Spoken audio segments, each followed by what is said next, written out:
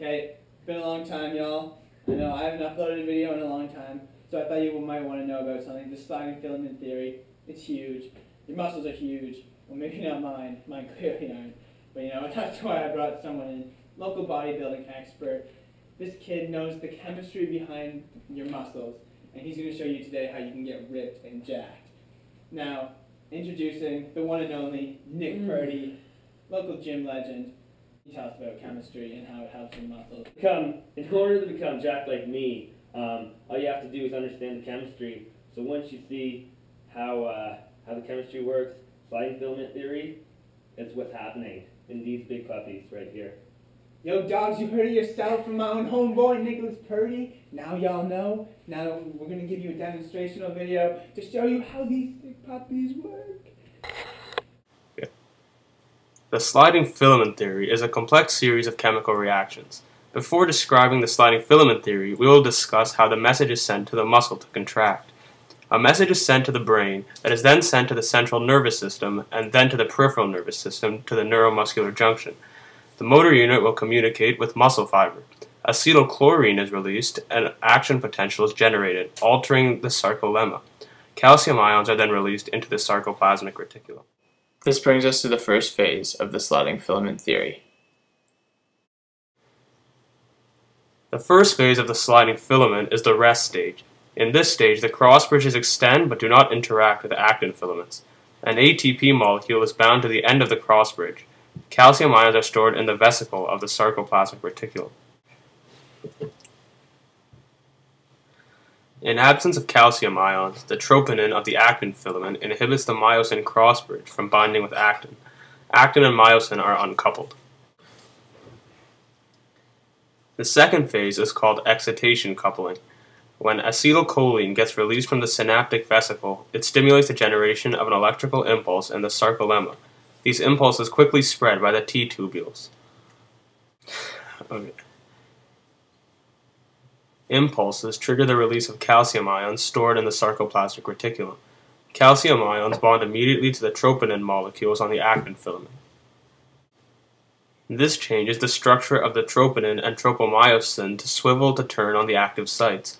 Simultaneously, the uncharged ATP crossbridge is changed into the charged crossbridge complex. Now the two proteins, actin and myosin filaments, are mutually attracted to one another. The third phase is the contraction. The coupling of actin and myosin triggers an enzyme component of the myosin filament called myosin ATP. This causes ATP to be broken down into inorganic phosphate and ATP and release large amounts of energy. The third phase is the contraction. The coupling of actin and myosin triggers an enzyme component of the myosin filament called myosin ATPase. This causes ATP to be broken down into inorganic phosphate and ATP and release large amounts of energy. Calcium ions bond with tropomyosin, exposing the active bonding sites to the cross bridges. This allows the power stroke to occur. This energy allows the cross bridge to swivel to a new angle, such that the actin filament slides over the myosin filament towards the center of the sarcomere. The muscle develops tension, causing the Z-lines to come closer together. Phase 4 is the recharging phase. A single myosin crossbridge may make and break with active sites hundreds of times in the course of a 1-second contraction. To do this, the crossbridge must be recharged.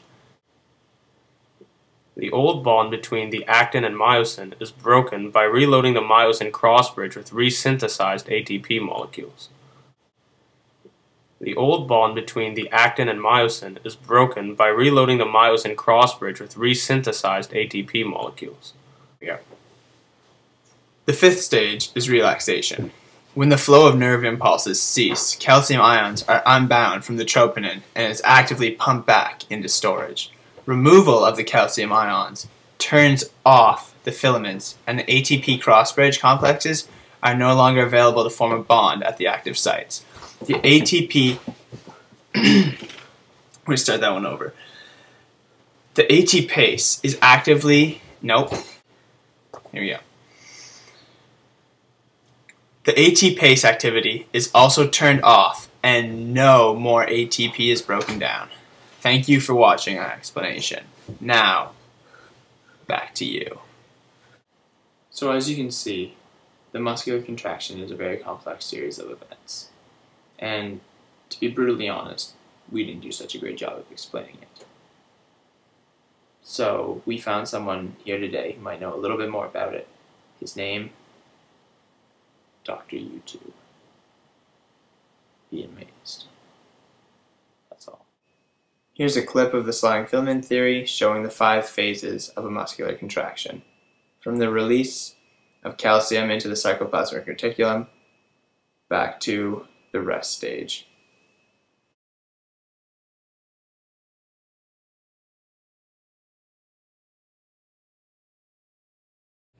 Now that you know how your muscles work, how they drive you, how they move you, and ultimately how they can work better for you, because you now know the chemistry behind them, we thought what better way than by taking you to the field to show you how your muscles can work. So we're now in a field and ready to test this thing out.